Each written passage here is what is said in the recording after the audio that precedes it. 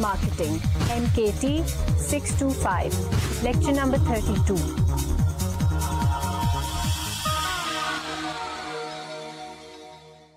Assalamu alaikum Khawateen Hazrat. This is Wasim Ahsan, your instructor for the course Services Marketing MKT 625 at the Virtual University of Pakistan. I welcome you to lecture number 32, which is going to be all about standards and their implementation. As part of the service design, or to be more narrow, job design, standards happen to be a very important and significant part. We have to have different kinds of standards in order to see to it that service is delivered of the quality the way it was envisaged. And therefore, we try to incorporate into the process different kinds of standards, some being hard standards and some being soft standards. You will recall that hard standards are the ones which can be operationally measured. They are such that they can be easily observed, measured, counted, or audited because they are part of the operations. There are certain standards which are vague and abstract, and those are known as soft standards. We face a bigger challenge when we try to establish soft standards and go for their implementation. And you will also recall I having told you that the soft standards basically emanate from a good value system which any organization should put into place. So we have to understand in the first place what values are and what a value system is. The values basically are beliefs and ideas in relation to certain goals that members of society think should be fulfilled. Also the mode of behavior that are required in order to pursue those goals, and the behaviors and actions which allow people to stand by those goals and hence the values also form part of the values.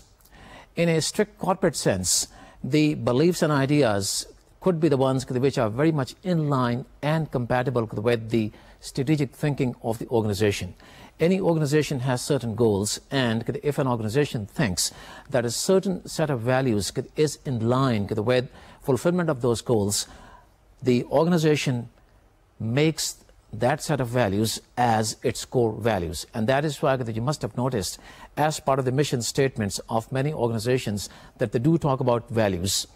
What kind of values they talk about? Well, they talk about things like integrity, honesty, hard work, ambitions, and service. There could be many others, but I have mentioned just a few just in order to bring about clarity into your minds. One organization might emphasize on values of innovation and creativity because it has chosen the position of customization. Because of the fact that highly qualified professionals are working for that organization and they are responsible to bring about certain very creative solutions to the problems at hand, they are given a lot of authority and they are quite very much empowered in order to bring about the desired improvement in the solutions that I just mentioned. So innovation and creativity from that particular point of view becomes part of the core values of that company. And the company says that we value innovation and creativity on part of our employees, our colleagues. Conversely, there could be an organization which happens to be very conservative and it thinks that the decision-making process is a collective effort, and therefore any decision, may that be a small decision, has got to be taken through consultation with each other. So this company might emphasize conservatism as one of the core values. So in other words, what I'm saying is that the values are beliefs and ideas which companies need to have as the guiding principles in order to achieve certain goals. And this goes without saying that all these values, meaning beliefs and ideas, have got to be very positive in nature, so that they could be in line with the strategic thinking, environment, the human resource and technology of the company. Now the question is, who is the one who establishes the values so that we can have good standards coming out of those values? In the sociological sense, let me tell you, if you have as part of your values educating the young ones about civic matters and the principles of civic life, you might like to have a certain mode of behavior as the instrument of educating the young ones. And you can tell them in an informal way the importance of observing the traffic laws. If you become a little more structured, you take it up as a course as part of the elementary school and start teaching the young ones about the importance of such principles. So now we understand what a value could be and what could be a mode of behavior which becomes an instrument to stand by a good value. And when we stand by a good value, by exhibiting the mode of behavior, we can come up with certain standards which can become the standardized measures just in order to see that the actions and behaviors on part of the providers are very much in line with the strategic thinking of the organization, which is to deliver quality to our customers so that they stand satisfied and not dissatisfied. So back to the question, who's the one who establishes good values in any organization? Well, let me tell you that it basically is the founder of the business. I'm not talking about huge organizations which really have very good sets of values and we all learn from them. I'm talking about a hypothetical situation, meaning a business which has just started, and who's the one who's going to establish the values? The answer lies in the top man, meaning the founder of the business.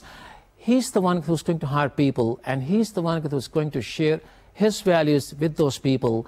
And by sharing those values, what these people are going to do, establish those as the part of the modes of behaviors in order to stand by certain beliefs and ideas that I just talked about. And when they do that in a repetitive manner, meaning over and over again, day in and day out, in a positive manner, what they're doing is they're trying to establish a culture of the organization. So in other words, culture basically is a demonstration or exhibition of a set pattern of behavior on part of different people, meaning all the people who form that particular setup. And that is why we have a culture in any organization. We have a culture of nations, and we have culture within families. So once we have a positive culture, that really is a reflection of positive values, meaning the beliefs and ideas that we have in order to achieve the goals of the organization are very positive, and therefore we have a positive culture. The top man or the founder of the business really plays a pivotal role in establishing that kind of culture. And once we have that culture, it goes without saying that becomes kind of a value system, which really is the guiding principles of running organizations. An organization may have different kinds of values, like I said earlier. One organization that really thinks reliability should be part of its core values behaves in a way that all the employees demonstrate behavior which equates to proving that they really believe in reliability and they are reliable people. By the same token, if an organization has responsiveness as part of the core values, the demonstration of the modes of behaviors put together by different people who are part of the organization will offer themselves in such a way that they all will look very responsive. And how will they look responsive? Because the modes of behaviors and actions are translated into certain standards. And when they are trying to be responsive, what they're doing is they're trying to prove in the very first place that they take the job very seriously, they do it right the first time, and if there's a need to recover, meaning if there's a need to fix a problem, they can do that in a very methodical way. They have something as standards at hand with which they can exercise and come up with a solution with the least of bureaucracy. So giving you one more example of the values, let us talk about a company that really believes in cleanliness. And that reminds me of a classical example given in almost every textbook of services marketing, which relates to one of the largest fast food chains in the world. The founder of the business had 4 core values. And he said, quality, service, cleanliness, and value for money are the guiding force or are the guiding principles of doing business within that organization. It is not only that the organization is going to offer quality to its customers at a good price, which is a reflection of the value for money, but the company also believes in good service and cleanliness. In order to establish the quality and the value of cleanliness, the founder of the business went to the extent of scrubbing floors and walls by himself, just in order to prove it to the people that his belief in the values which he professes is absolute, and he's exhibiting that not only by just professing, but rather by implementing and by convincingly demonstrating his belief into those values. So this is how you establish the values within the organization. It all starts from the top. If the top really believes in positive values, and the top management thinks that the values have got to be adhered to, and the whole company has got to stand by the values, they really have a chance to establish those values.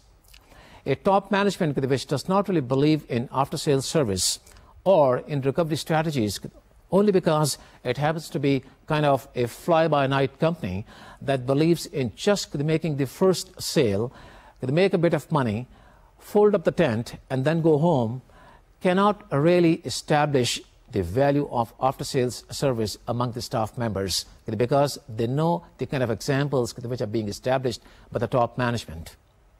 And therefore, the top management should not expect their people to be good at after-sales service.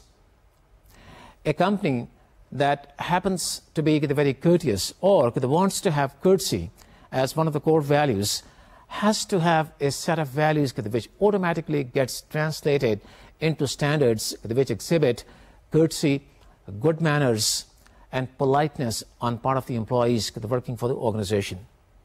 So what I'm saying is the importance of values is very high when it comes to establishing soft standards, for the simple reason that soft standards could happen to be vague and abstract in nature and are not something which can be measured operationally. Just like you can measure the number of sandwiches you have made within the last 10 minutes, or you can also measure the defects that have surfaced after making 100 sandwiches, and you can measure a certain percentage of the total sandwiches and the ones which were defective, or the sandwiches which were returned by the market because they were stale or they smelled bad. That is something that you can measure operationally. Just giving you an example of a service outcome which relates the repair of a car. You always can measure the hard standards or assess the hard standards by looking into things like the tune-up which has taken place. Everybody has seen that, and the evidence of delivery is there because after every step of the repair mechanism, there is an evidence of service that says that tune-up has been completed, that brakes checkup is over, that oil has been changed, and all the electrical and mechanical features of the car have been tested.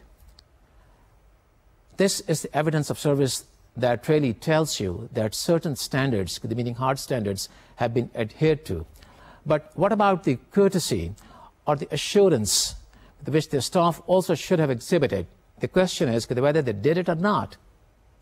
There are certain ways to measure that, but by the time you measure those standards, it is, or it might be, a bit too late in the day.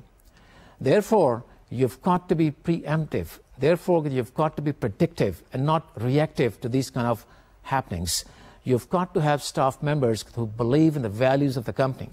And that is why I was rubbing in the importance of having positive values. And now you understand what is really meant by integrity, honesty, hard work, so on and so forth. People who are honest, conscientious, and scrupulous will automatically be polite and courteous, and they will exhibit assurance along with demonstration of the technical skills they have. And they are the people who are good at the technical features of the service delivery as well as on the functional aspects. So therefore, these are the people who are best suited to the organization in terms of implementing these soft standards along with hard standards. Soft standards, in other words, are the ones which can be ascertained on the basis of customers' perceptions and experiences. Whatever customers could have experienced positively are the ones which show that soft standards of the company are being implemented because customers are happy and they are satisfied. What is the way out for us providers to gauge that our people really are adhering to the soft standards? Well, customer satisfaction, as we know, is something that we should gauge with the help of certain studies, and those fall within the area of marketing research. And you will recall the importance of studies like serve call, meaning service quality, and trailer calls. I also talked about things like solicitation of complaints and critical incident studies. But the fact remains that studies like service quality, meaning serve call and trailer calls, are the ones which really help us establish and unearth that the soft standards which we have established for the company are really being followed.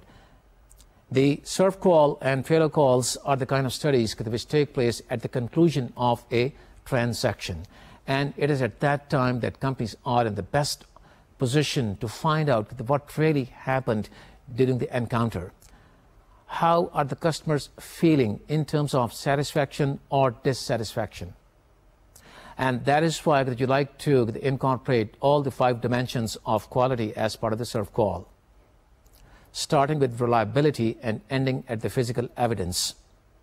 You try to find out what really were the perceptions of the customer in relation to all the attributes of quality which you have established for your service, and also in relation to the competitors who happen to be major players in the marketplace. And therefore, you also have a chance to find out where you stand vis-a-vis your competition. The basic objective here is to find out whether or not the soft standards are being followed. With the help of trailer calls, you come up with so much of information in relation to the occurrence of the encounter.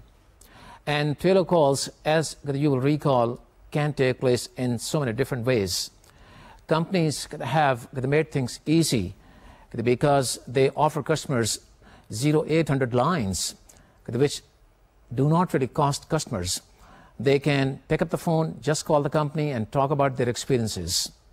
And those companies that are even more sensitive to the need of finding out whether or not these soft standards are being followed get into complaint solicitation, or they call customers themselves just in order to find out what happened.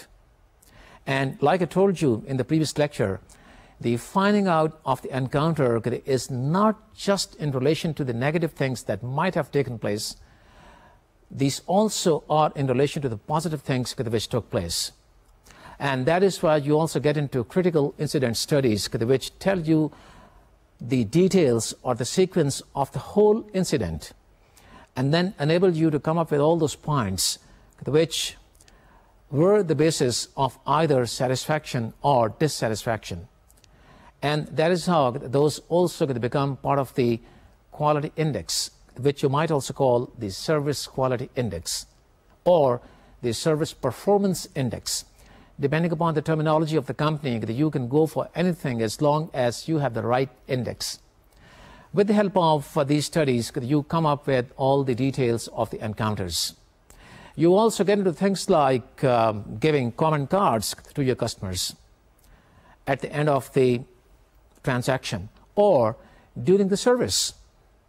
And that precisely is the reason that airlines give you those comment cards which you fill up during the flight in order to tell the top management and the organization how you felt about the service during the flight. The basic objective is to see to it that the standards which have been established by the company are being followed by the staff who are responsible to execute the service. Another technique which providers could have to themselves and which is becoming quite very popular nowadays is recording of calls.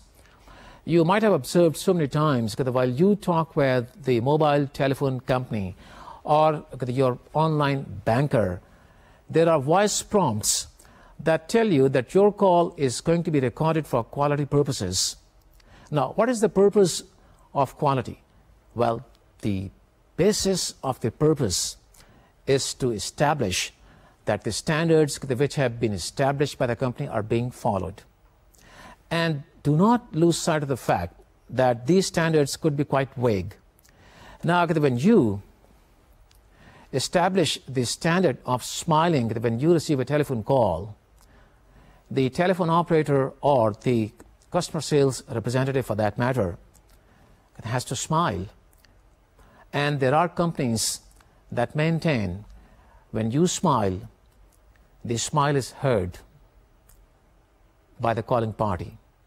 They can feel the smile, they can sense the smile, and they can hear the smile. Now the question is whether or not you are smiling.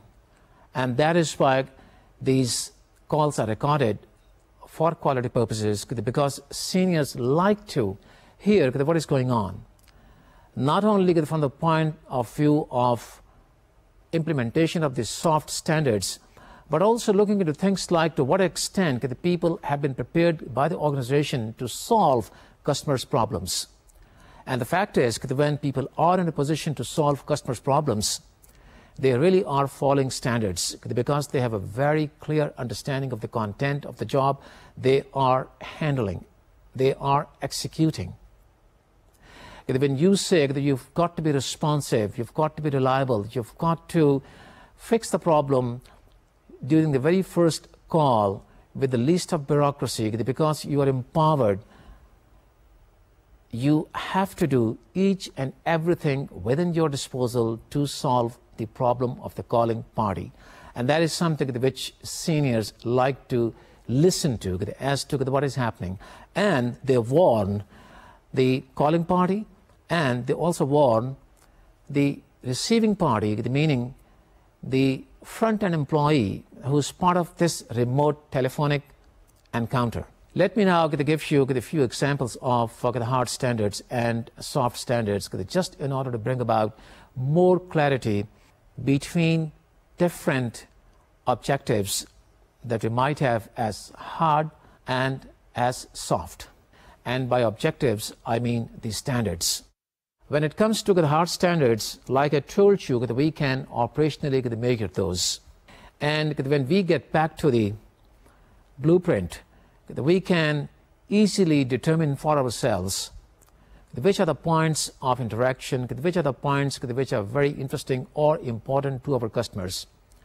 We are the ones who come up with the service design, and we are the ones who have put together the job design or the job designs, and then look into the relationships, the interactions that take place during the encounters. And therefore, we are the ones who can very easily look into the hard standards from the customer's perspective. And therefore, when we are working as part of the line responsible to make sandwiches, we know the number of sandwiches that we should be preparing during 1 hour, or the number of rejections which should only be up to a certain point.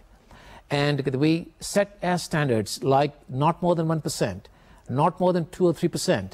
So these are the hard standards which we really can look into, we can measure, we can audit, and we can count.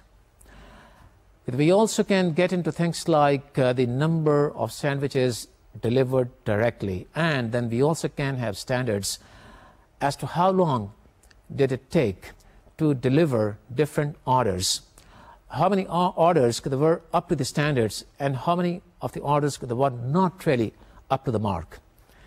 We also can get into things like whether or not we were in a position to develop the photographs that we commit to develop within 1 hour as our standards.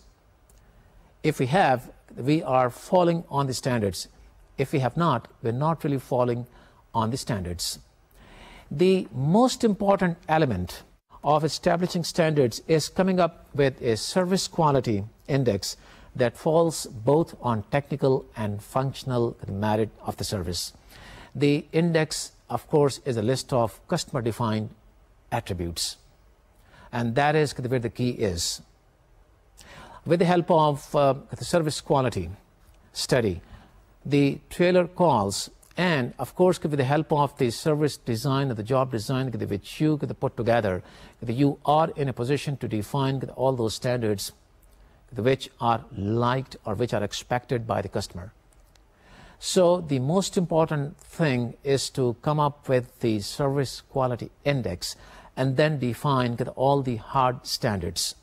Coming to the soft standards, like I said, these could be vague and abstract, and we have to be in a position to understand what customer really feels is important to him or her. And we'll look into things like I just explained, whether or not our people are courteous on the phone, whether or not they can solve the problem on the very first call. And if the problem is not solved at the very first call, what could be the reasons? The problem could be analyzed more comprehensively, and maybe that gives you the opportunity of improving your service quality index, because you have faced a new challenge or a new problem which dictates looking more analytically and critically into the whole process, and then come up with certain new standards. You also look into the ability of your staff in terms of their listening power and communication power. Are they in a position to explain to the customers in very clear and convincing words the way they feel about the complaint, or the way they express their ability to solve the problem and then satisfy the customer? These are some of the areas where soft standards are established. And it goes without saying that all of these fall on the 5 dimensions of quality, which are reliability, responsiveness, assurance, empathy, and physical evidence.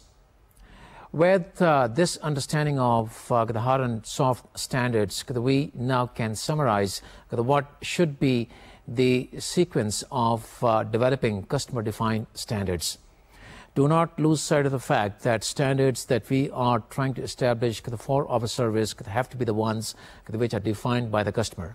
And it is because of that kind of a definition that we have gone through such a comprehensive kind of a learning process, because customer is paramount when it comes to delivering the service, and therefore all the standards have got to be established from his perspective and not from the perspective of the company.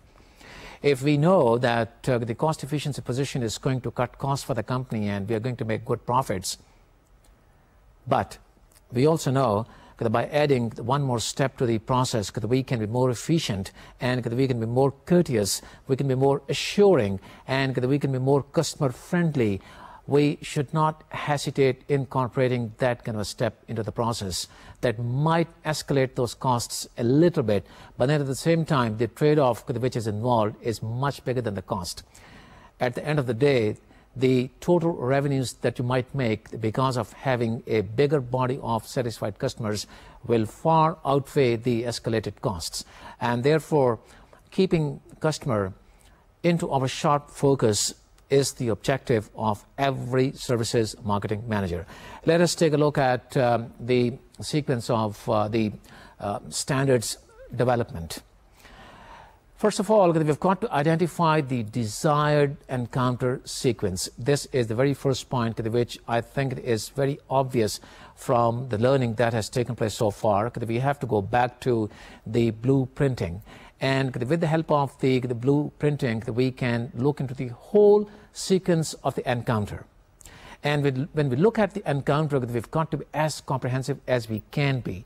And the example which I just given to you, by being a little more courteous, you can add, or you might have to add one more step into the whole process, is the kind of thinking which you should have.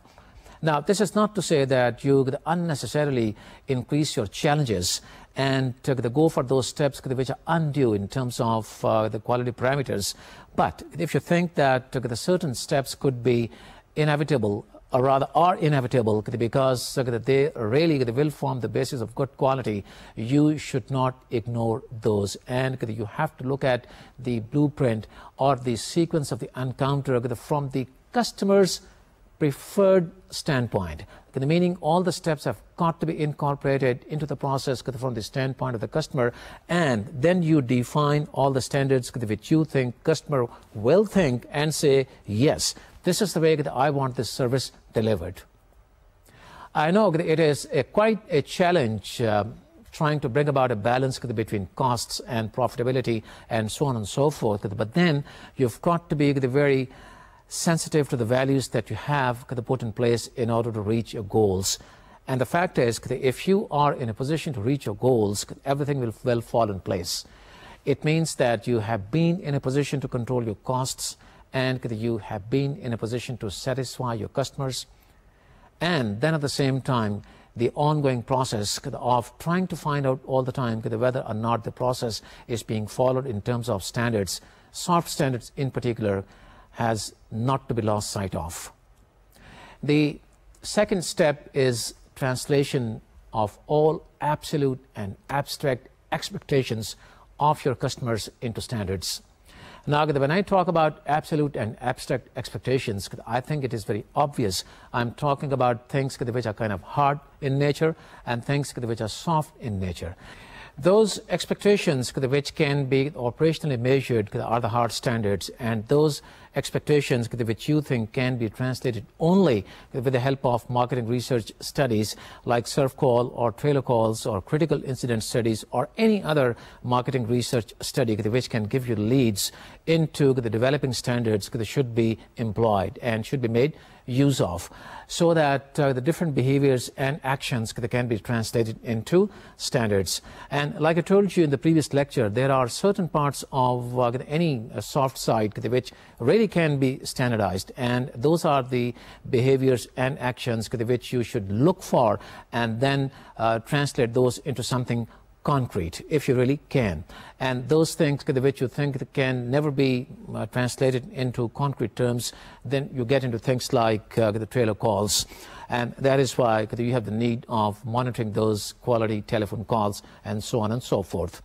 The third step, while you define standards from customers' perspective, is to look into the checklist of the standards that you have picked or you have established with the help of the blueprint or the job design. And when you do that, there are certain the points which are to be considered very seriously and carefully. One of the points is that the standards that you have established should be the ones which really help complete the process. Standards are the ones which really help improve the process. Standards should be the one which really help you correct the process. If you think that the standards that you have established answer all the questions very convincingly, meaning they are the ones which help you to complete the process, they are the ones that help you to improve the process on a continual basis, and they are the ones that really help you to correct the process, meaning whenever there's a need to stage a recovery strategy, those standards are handy and you can get into fixing things then and there at the very first call. I talked about this while talking about trailer calls. Then you can rest assured that standards are pretty convincing. This is not to say that standards are absolute in nature. No, it is a continuous process, and you've got to keep looking into it with the help of the marketing research studies, so that you can come up with improved quality index as time passes by. You will recall that expectations of your customers keep changing with the passage of time, and the evaluation or assessment as done by your customers keep changing, and therefore the zone of tolerance between the desired level of service and the adequate level of service that sits below that keep changing. In order to cope with all those changes, you have to consider this process as kind of a continual process. There is no destination when it comes to this process. It is a continual journey, and you never stop. Anyway, the second point that you have to consider as part of the checklist is, again, from the customer's point of view, you have to look at those standards and see whether customer really appears paramount as a result of those standards. If you think that standards are such that the customer's importance becomes kind of subservient to the goals of the company, which could be high efficiency, cutting of costs, and high productivity at the cost of customers' satisfaction or at the possible cost of the desired quality, then there is something wrong with the standards, and you've got to establish, rather re-establish those standards all over again. The third the point on the checklist is that if the standards are such that they maintain the delivery the process as approved by the customer, then they are the right standards. Whenever customers say there is something wrong with the delivery, do not take that as negative criticism only because customers are being reactive. There could be situations where customers are reactive and they talk about things which are utopian in nature. When they are talking about those things, you have to have the patience to listen to all that with kind of a positive nod that you have registered all that, and you certainly will look into all the complaints that they have lodged to come up with the best possible solution to the concerns that they have at that particular moment. But all those complaints or comments or observations given by the customers which might give you the slightest idea that the delivery of the process does not carry the approval of your customers, you might, in a very self-examining way, look into the standards all over again very analytically so that you can re-establish the quality index. Let us take a look at the remaining the points on the checklist which are extremely important for service providers. Standards should be such that they are fully understood and accepted by the employees as challenges and not stumbling blocks. This is a very sensitive issue because if employees of the company start looking upon standards as unnecessarily stringent and something which cannot really be implemented, then they become kind of demotivated.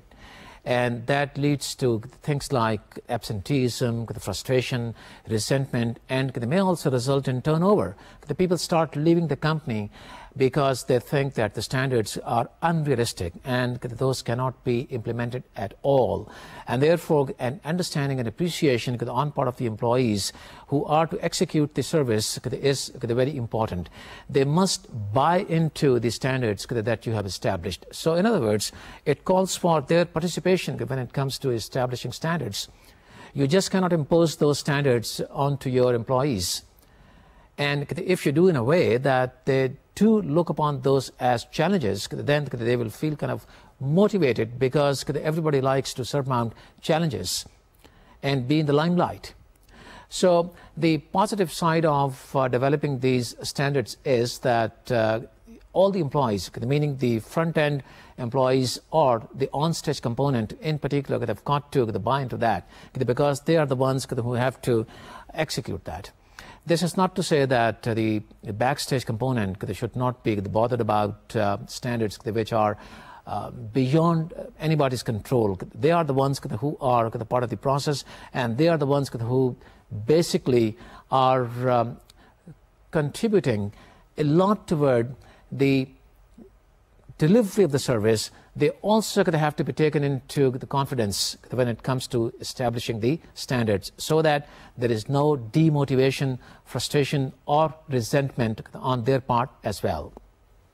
Meaning, all the employees of the company have got to buy into the standards that we have established. And I would say that we again have to go back to the blueprinting of the whole process and look at each and every step from the point of view of coming up with something which is very realistic. We also have to ensure as part of the checklist that the standards are predictive and they are not reactive. What is really meant by predictive and reactive is the response mechanism that we have in place when customers start complaining. We do not really have to wait until the time customers get back to the company with complaints, because if we react to that, we are not really predictive. And the emphasis should be on being a little predictive by getting into marketing research studies and then coming up with the right kinds of standards. This is not to say that we do not improve the performance index or the quality index whenever complaints pour in. This only is to say that we do not really have to wait until the time that complaints start pouring in. Again, I would say that we are the ones who have developed this service. We are the ones who have put together the job design, and therefore we should be the ones to be a little predictive so that we can make good use of the tools at our disposal by way of the marketing research studies. The next step is to establish target levels and then track those targets. In order to vigorously pursue implementation of standards, we've got to develop certain targets. And we can establish those targets by saying things like no more than this level. For example, defects no more than 2%. Or the output for this particular hour has got to be that much. Or no more returns than this particular level. And this is the kind of things that I talked about earlier. When it comes to the soft side, we again can get into targets of solution of the problem at the very first call, like 97% of the times. This could be one of the standards. And I think with this example, you really can get insights into how these target levels should be established. And once these target levels are established, we've got to track the targets, whether those targets are being met or not. Just establishing the targets is not sufficient. Tracking those targets is more important. The next step is about developing feedback mechanism for measurement of standards. The feedback mechanism is something that I've talked about so comprehensively throughout the lecture. In terms of the hard standards, it is the mechanical count or technology-based, technology-assisted count of the output or the errors or the receipt of complaints and so on and so forth. And in terms of the soft standards, we go back to the marketing research studies of the kinds that I have rubbed in so far. With the help of the feedback that we get out of these two different mechanisms, we provide all that to our employees, to our colleagues, so that they know where they stand and what really are the findings. Because this is the only way to improve the service quality index and keeping our people very alert and vigilant about the standards. The next step is that we periodically update targets and our measures. This is again because of the fact that expectations of customers keep changing with the passage of time. And the marketing research, the studies that I talked about being a continual process, part of a composite program which I talked about in one of my previous lectures, that we've got to exercise this over and over again so that we can come up with the responses to the changes that have taken place in the environment, meaning the changes that are showing themselves by the way of variations in customers' preferences and their expectations. So with the help of these steps that we think that we should follow in order to come up with customer-defined standards, we can again summarize three very fundamental lessons. And those lessons are that we understand the most important requirements of the customers. After having gone into details, I would like to summarize the whole thing as the statement I've just made.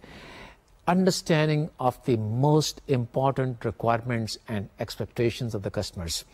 This understanding is going to enable us to translate all those into standards which could be hard and which could also be soft, meaning a combination of standards. That is lesson number one. Lesson number two is that we link all the requirements and expectations of our customers to a measurable mechanism of the service. And the measurable mechanism in terms of hard standards is very simple. counting, measuring, auditing, so on and so forth. It could be manual, could be electronic, the meaning technology based and assisted, and so on and so forth. And in terms of soft standards, we've got to go for research studies. Again, the results of those studies that could be compiled with the help of technology. And when we do that, we get some numerical data. And with the help of that data, we share so many different findings of strategic importance and nature with our colleagues. So this is lesson number 2. Lesson number 3 is that we use the feedback to identify the problems and improvements for those problems. If we are clear about these 3 lessons, the chances are that we are going to come up with the right standards for the job that we have designed.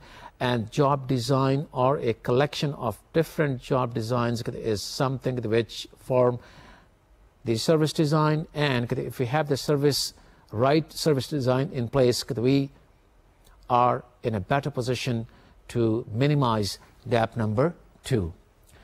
Having talked about the service design, the job design, and all the factors which are the constituents of the total design, I would like to draw your attention to whatever I've talked about in the last few lectures as the part of a summary, so that we have complete clarity of thought and concepts in terms of the service design. Let me start with a graphical presentation which is a representation of what I told you quite a few lectures ago when I started talking about our efforts to minimize gap number 2. Out of the 3 areas of the service design, standards, and physical evidence, we have completed our understanding about the 2 of them, meaning service design and standards. Physical evidence is an area which I'm going to talk about in the next lecture, but what really has been of significance and what really has laid the ground for all these elements to work together in a very correlated way is the service design itself. And we have learned that this is a very strategic process which starts with the development of the right vision and mission for the service that we want to develop, or we want to redesign, or we want to refresh. Whatever is the case, we've got to be very strategic by coming up with a complete the business plan where we have the right vision and mission getting translated into the very specific goals so that we can be sure which direction we have to take. Direction in case of existing customers, new customers, and the new service or the existing service with some refreshed redesign, things like that.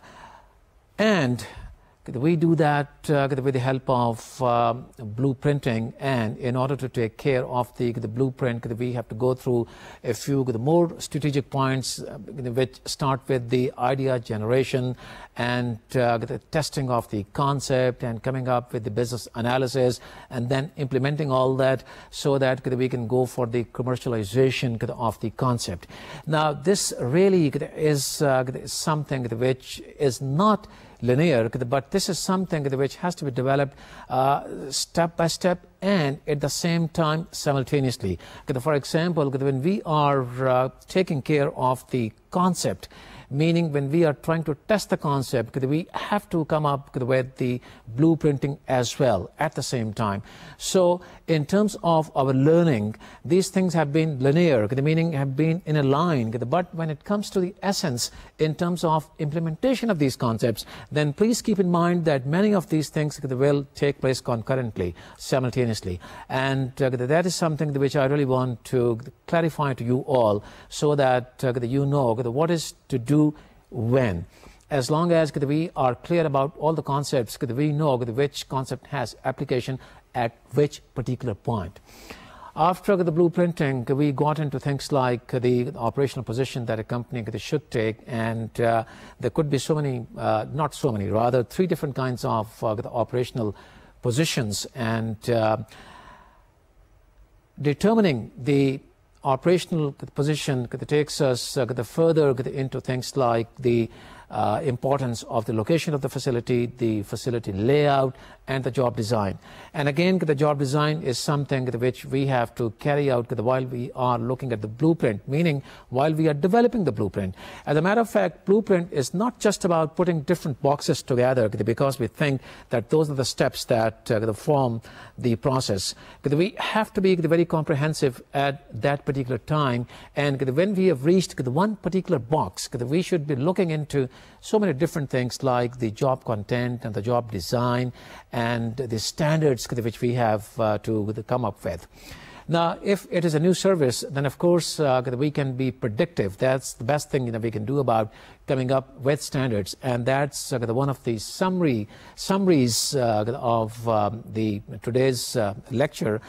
And if it happens to be an existing service which is redesigned, then we can use the existing quality index and then further go on with improvements by again being predictive and by entertaining the complaints or the observations of our existing as well as new customers, so that we can continually improve the quality index. So that is the learning that we have developed over the last few lectures. And with this grounding, I'm now going to talk about the importance of the physical evidence, which is just not a place where service is delivered, which is full of so many different characteristics. Those also are very strategic in nature, and therefore the next lecture also is going to be very interesting. I really thank you for your attendance and look forward to talking with you in the next lecture. Allah Hafiz until then.